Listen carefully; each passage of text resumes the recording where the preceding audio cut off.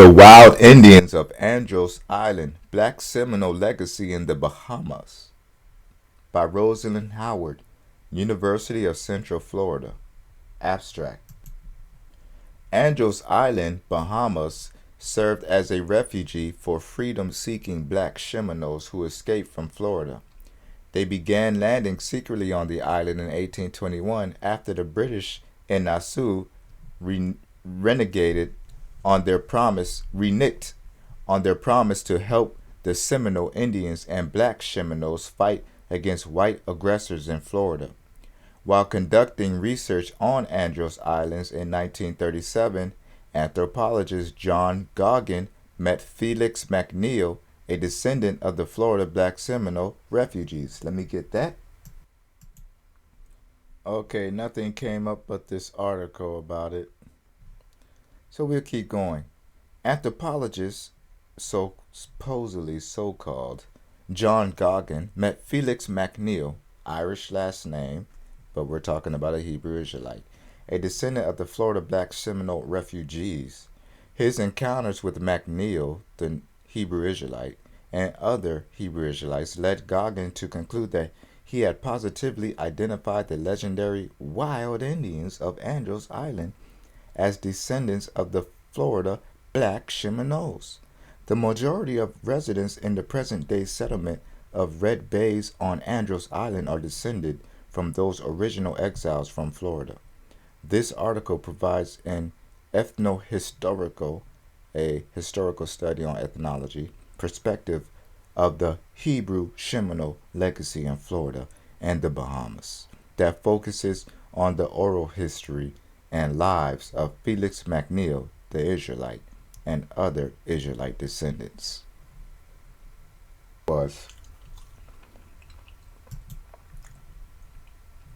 Batek or Batek, 𝚑𝚊𝚟𝚎 tribe in Taman Negara. Batek, also written Batek, is an 𝚑𝚤𝚎 tribe in Malaysia. Today, there are only about 750 of them in the jungle, so basically genocidally wiped out. Most of them live in Taman Negara National Park. Until 1970, the Batek were widespread, but their turf has since been reduced to Taman Negara as the Malaysian jungle was deforested for logging. We gonna get them heathens. Batak are hunter-gatherers. They lead a nomadic lifestyle in groups of about 10 families. The Batek do not have a concept of land ownership, so they just make use of the land immediately around the place they settle. Once the resources, because they're in the diaspora, once the resources within the area are exhausted, they move to another spot. The natural way of foresting. The above mentioned are the actual facts about the Batek, but what I witnessed in Taman Negara was completely different. Before heading to the Orang Asli village, I imagined that the entire village would be full of tribal settlement and half-naked women. Let's just put that in there because you know what they was thinking. But after reaching there, it was quite a disappointment as it looked like all the women were fully clothed. A made-up village with about 5 to 10 huts where they had unnaturally settled a few tribal people for tourist attraction. They had organized a few activities for tourists, because they ain't stupid, which were conducted by these tribal people, such as learning how to use the blowpipe and a few more. It was a very pitiful sight. I felt that the older people were completely uncomfortable around the tourists, but the younger generation seemed accustomed to white man. The Batek, who lived like nomads, hunting and wandering around, were trying to earn a living. It felt as though they were in display for tourists.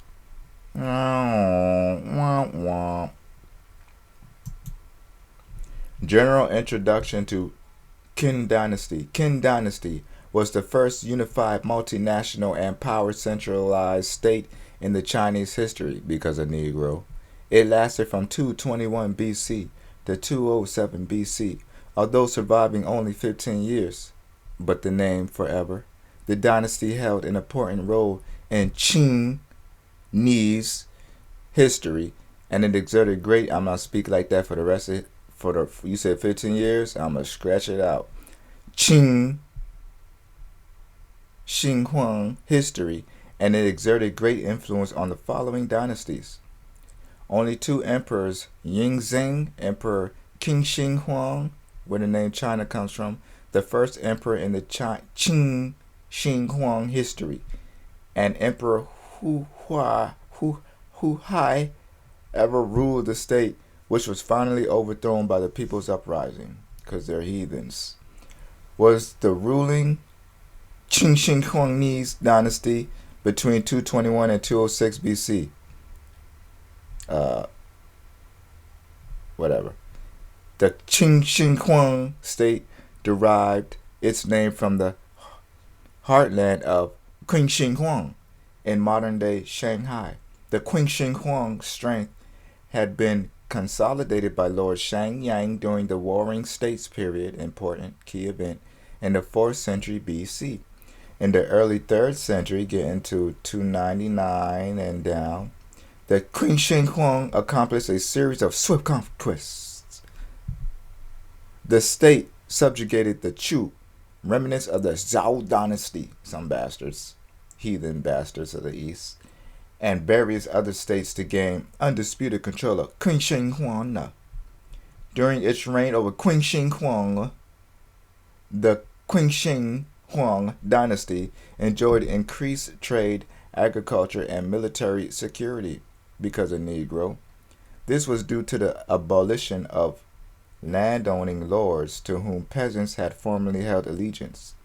The central government, I think we see that in the kung fu shows and movies. The central government now had direct control of the masses, giving it access to a much larger workforce. This allowed for the construction of ambitious projects such as a wall on the northern border known as the Great Wall of Qin Huang. The Qin dynasty also introduced several reforms. Weights and measures were standardized. Wow, that's great. Use of currency started. I think they started the first paper notes. And a better system of writing was established.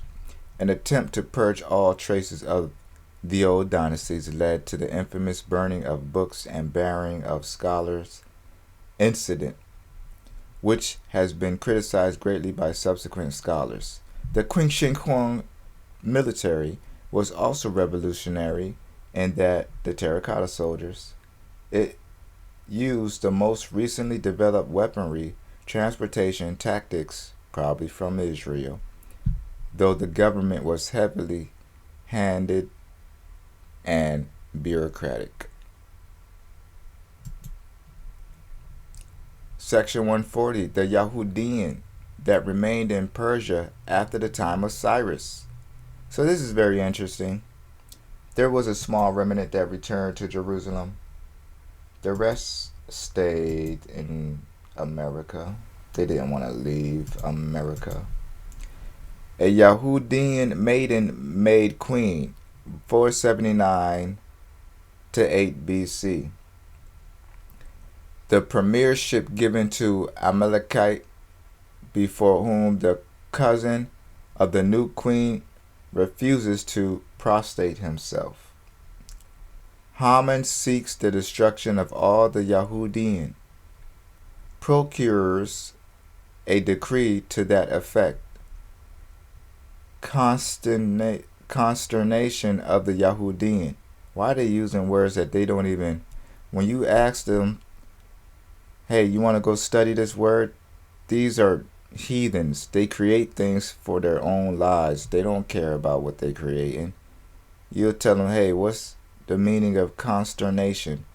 They'll tell you they don't care. Well, consternation was put in this book by a white man. So you mean to tell me a white man will tell you to learn their history and have their white woman teach you why they at the construction job getting paid $50 an hour by watching Negroes and Mexicans dig a hole right? But then when you tell them, what's your word mean? They tell you, well, it don't matter. They don't care. These are bastards. I would not want to get caught dead looking like the skin color that man is. Esther informed of what is going on. She is afraid to interpose. Mordecai insists upon it. These are all black people, supposedly so-called. Haman warned by his friends. Haman had friends? You mean that bastard had friends? They all do. Haman hanged on his own gallows. Did your friends warn you that, Haman? The Agagite, the Amalekite? Mordecai made prime minister. Hallelujah. Yahudi authorized to defend themselves. So just like the decree was sent back then to defend ourselves, we have to defend ourselves today against the senseless murdering of our boys and our men. Their enemies smitten. Feast of Purim established. So let's give the Most High Yah a round of applause. It's almost around Feast of Purim now. And I hope the Most High deliver us out of this captivity as well. Look at this pagan dog. You don't even know nothing about yourself or where you're going or what you're even made up of. But me, I have history. Africans account for 2/3. Oh, this is Hereton. Mauritania. Now we're getting into Mauritania. And we begin. Africans account for 2/3 of the country's population, about half of whom are known as the Hereton. They are former slaves who either bought their freedom or were granted it after induction into the former French colonial army. And we're talking about those French bastards even to this day. Ousting them. Finally, West African countries got some courage. Heretons remain tied politically and culturally to their former masters. Honorary Arabs, those bastards, to all extent and purposes. It is the other African groups, the Haupular, Sonic, Bambara, and Wolof, who are being systematically persecuted in this arid country.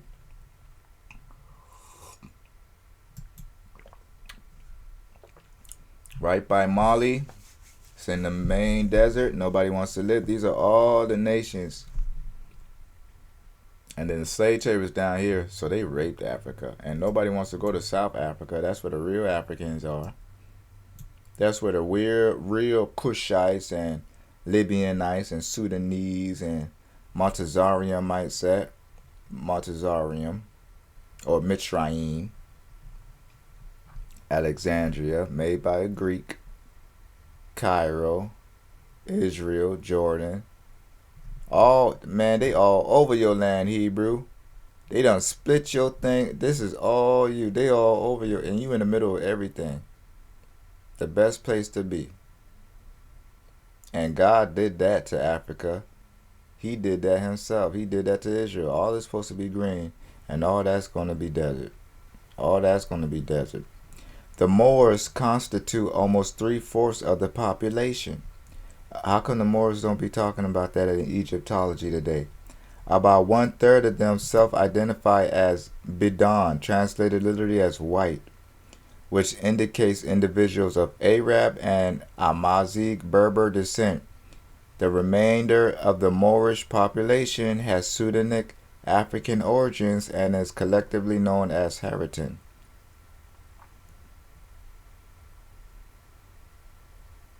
Basically Israelites. So let me get, I do want to get the definition of white. I looked on a application the other day, and I just wanted to see what their definition was. And it's amazing. So something interesting. I'm going to read this second.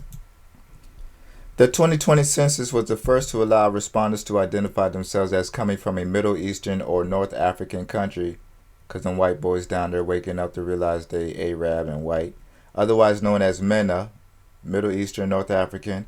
While there was no separate MENA category in 2020 census, responding was encouraged Respondents was encouraged to write in their backgrounds, and if they wrote Jordanian or Moroccan, for instance, they could be classified as MENA.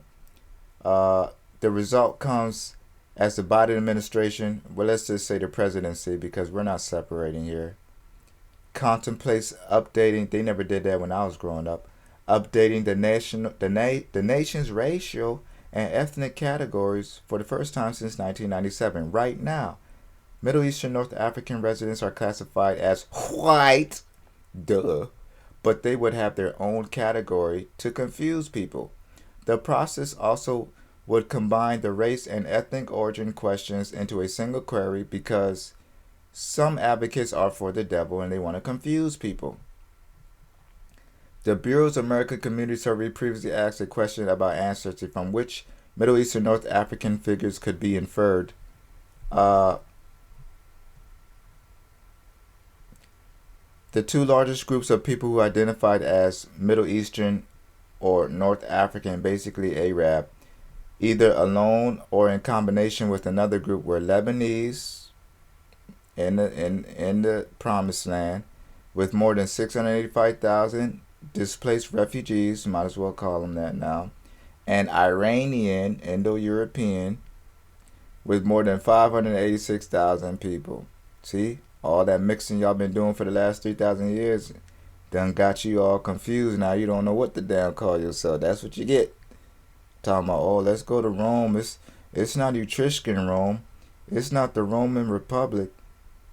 It's the Roman Empire now. You know, Roman Republic was when you got the amalgamation of races and they called themselves collectively Rome. The states with the largest Middle Eastern, North America, MENA population were California, Michigan, and New York, because these are migratory spots for easy opportunity. Notice how they don't come to the South unless they're from the Southern Islands where Negroes, Seminoles, and Gullah people fought for our freedom. They don't come from those islands. Where's the migrants that was forced to leave Florida and go to those islands? How come you don't immigrate them back? But instead you go all the way to Lebanon and bring them to this country where Negroes are, where the Hebrews are. God is going to get you, and God is going to kill you. The U.S. Census Bureau defines white people as people having origins in any of the original peoples of Europe. You are what your father is. You pasty, pink booty bastard. The Middle East or North Africa. The definition is based on, so did you see that? The Middle East and North Africa. They are white people in Africa. The definition is based on social or colonialism rather than biological, anthropological, or genetic criteria. I wonder why you would use social rather than race for a census when you ask what your race is. So if that's the case, since they're mostly white people down here, I'm white in South Carolina. A person can identify as white by checking off only the white box or marking white in one or more other racial categories. According to federal standards, people who identify as Hispanic or Latino can be of any race. But we know Hispanic is dark skin and Latino is Spaniard. We know that, right? To you Spaniards out there. All I know is I would not want to be classified as that. There's plenty of nationalities, but that's one I can't get down with, baby. Literally as white. Bidon, Liban, Timbuktu, place of hell. Master Musa's route to Mecca left. So basically, he took all the gold from Timbuktu and gave it to Allah. Ain't that a bastard? Trade route, again, going to Europe. It ain't coming in. It's leaving. They got the resource. Africa been raped of her resources. Salt mines, where they sent you as slaves to punish you if you didn't want to be in a Roman Colosseum or a gladiator, or if you want to do right. or if you read the Torah or practiced circumcision, or worship your father Abba Yahuwah, they sent you to these salt mines. Now is your memory coming back? Haritan, also spelled Haratan, inhabitants of oases in the Sahara, Sahara, especially in southern Morocco and Mauritania, who constitute a socially and ethnically, remember, socially, so we're talking about census, but not here, ethnically, no census, distinct class of workers, but ethnically they are distinct. In the 17th century, they were forcibly recruited into the Abd al-Bukhari, the elite army of the Moroccan Malay Ismail.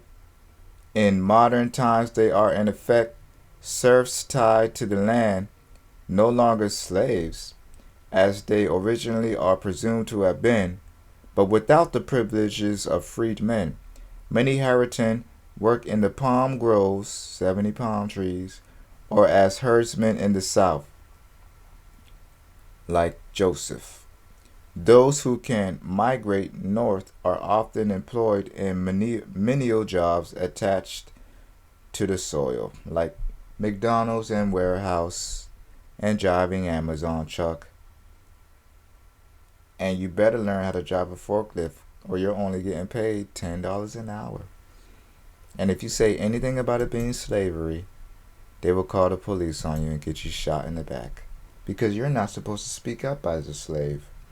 Slavery's history in Mauritania, 200 to 1900s. God damn. Arab slave traders in the region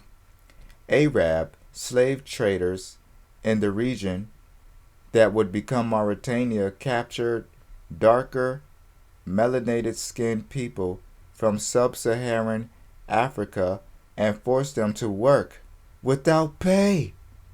You can trace this back for 2,000 years, said 𝚑𝚊𝚟𝚎, CEO of... Here we go, 𝚑𝚊𝚟𝚎. Born 1952, is a professor of contemporary slavery at the University of Nottingham, someplace down in America. Co-author of the Global Slavery Index and was co-founder and previously president of Free the Slaves, the U.S. sister organization of Anti-Slavery International, which I've never heard of in the U.S. You said it's U.S. based?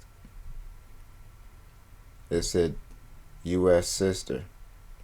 Kevin Brian Bales is professor, 71. He is at the University of Oklahoma right now. Or he used to be. Okay, I'm just looking at my concubines in the future. That might be old Helga that I have to whip this one and to whip that one in order. You know, I'm going to get the big ugly ones to whip the skinny pretty ones. Think they all of that. I got it all in order. I know what they want. They keep giving me the adverse, so I'm going to give them the medicine. It's like when you make the virus to defeat the virus, yeah, they're viruses. So what I got to do is defeat that, and I got the perfect solution. Solution is a scientific term. That's why that's funny. Okay, but here go, bro. Blue eyes, blonde hair. These are the ones that I like. I don't like, they're the ones that's for white people. I don't got no problem with that. But the brown-eyed ones and the weird-looking ones, them the ones that you gotta watch. Them Hitler Aryan-loving dudes, I ain't got no problem with them. The blue eyes and the blonde hairs, the one that's for their own people, who wouldn't be for their own race? I ain't never said nothing about that. But when you get these ones, that's the ones you gotta watch out for. The ones that's not European. See, this guy's, he's good. Is his eyes brown or blue? Who knows? The nigga eyes brown and blue. What happened to his eyes? It's definitely blue.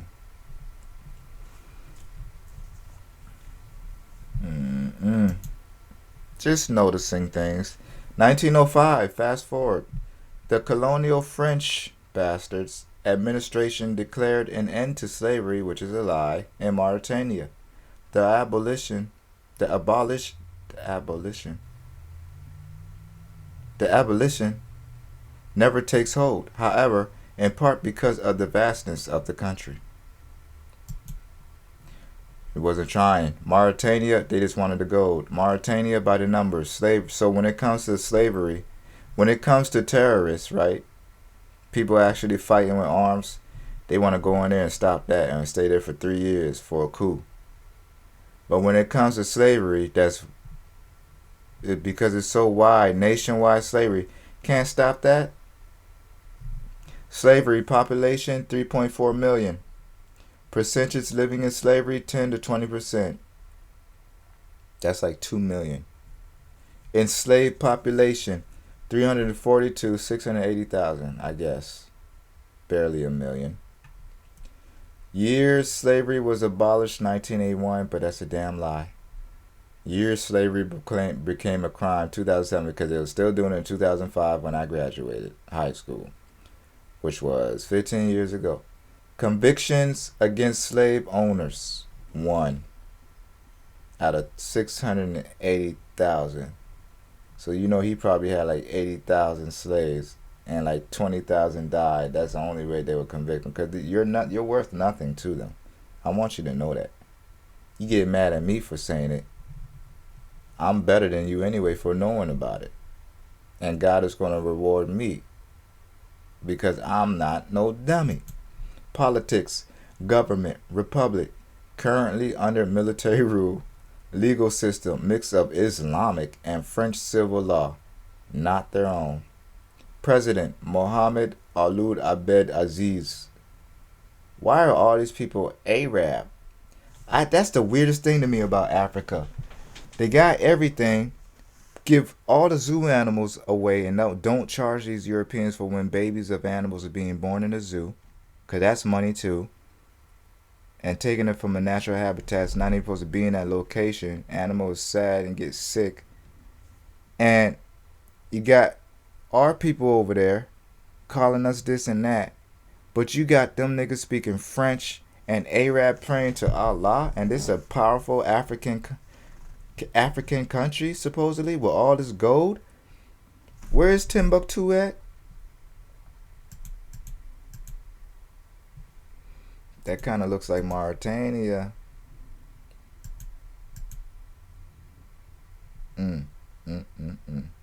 All them salt mines and gold. I see how they curve it out now. Yeah, you see how they curve it out? It's almost like it's right here. And they just want to leave out enough of you so that they can have y'all fighting so that they could be in the middle and get both of it. It's almost like that. I'm tactical too, more tactical than them. Gained independence from France, 1960. When was y'all born? Aziz came to power in a military coup in 2008. You might as well say that's because of Clinton. Overthrowing first democratically elected leader.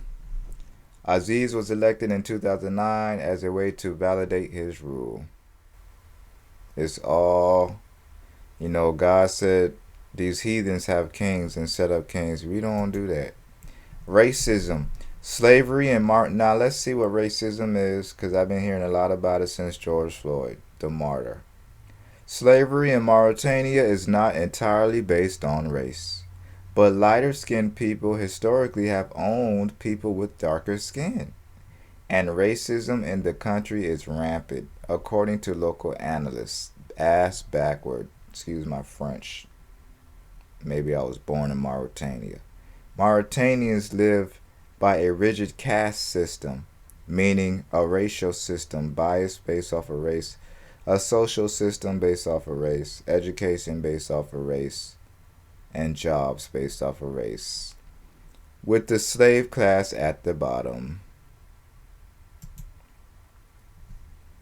The Agta and Dumagat are a subgroup of the Aida people, who are more commonly called negritos. This will be a part of part 2. Here in the Philippines, the 𝚑𝚊𝚟𝚎 are thought to be among the earliest inhabitants of the Philippines, preceding the Austronesians' migrations.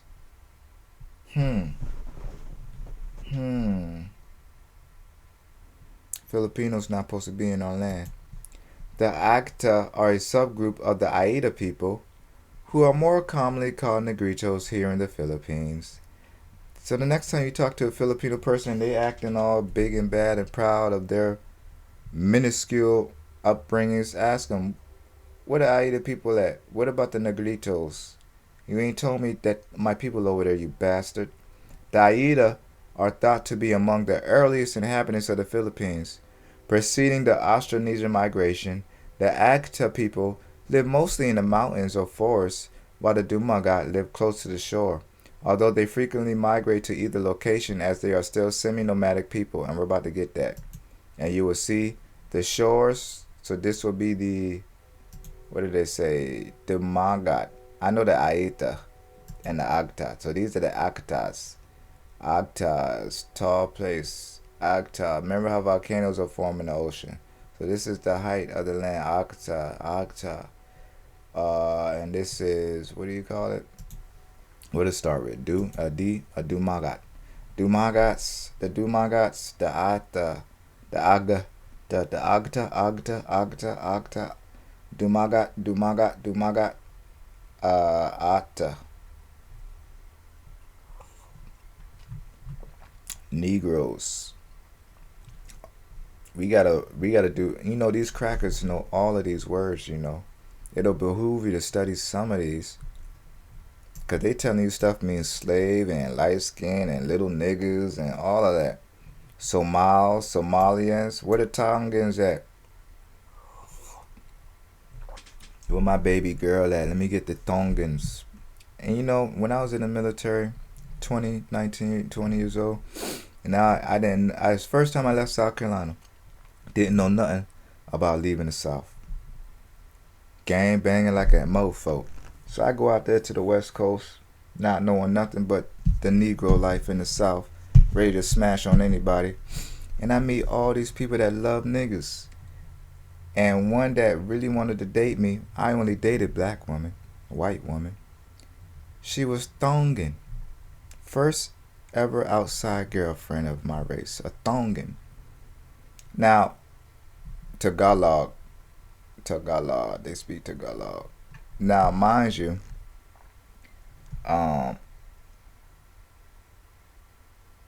so what happened was she didn't know she was a racist. She was a racist. She was taught that. She was a Mormon. She went off to Mormon school, and I never seen that girl again. I never met her face to face. It was a little online thing. I was in the military, but she went to Mormon school. Next thing I know, she couldn't deal with me. She didn't want nothing to do with me. And then I found out years later in Mormon school, they teach you that black people are alien slaves or something, meant to be slaves, that we messed up and that's why we black. And Mormon teach you to stay away from black people. They the devil. And so I guess she was brainwashed for 3 years, because she went away like school for Mormons. And after she came back, she didn't want nothing to do with me. Nothing that she loved me now. Fell in love. I gave the BI my dog tag. Gave her my military dog tag, one of them. Social and all. Even asked my mama and all, is it okay if I date this Asian woman? And my mama said, I don't mind as long as she's a good person.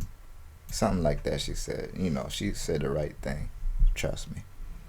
As long as she all right. What not to get. What's crazy. The word Semang is thought to be derived from the Khmer term meaning debt slave. The Semang are sometimes referred to as negritos due to their physical characteristics. According to Kerry 1976, the negritos, little Negroes, are generally physically small in stature or dark skin, varying from a dark copper to black, typically woolly or frizzy hair, and with broad noses, round eyes, and low cheekbones. These various Orang Asli subgroups are said to be descendants of the earliest known inhabitants who occupied the Malaysian peninsula before the establishment of the Malay kingdom. They are thought to be related to other Negritos, such as the natives of the Andaman Islands in the Bay of Bengal. Zeid and Pandya, 1989, and the Aitas of the Philippines. Khmer, a member of a people in Salaki. Khmer, a member of a people in Cambodia whose ancestors established an empire about the 5th century AD. How come they don't talk about that? 500 AD, 400 to 499, 5th century AD, and who reached their zenith, meaning the best you're going to get in that society ever, during the 9th to the 12th century. When they flying around in UFO cars and all of that, that's, to the 12th centuries when they dominated most of Indochina.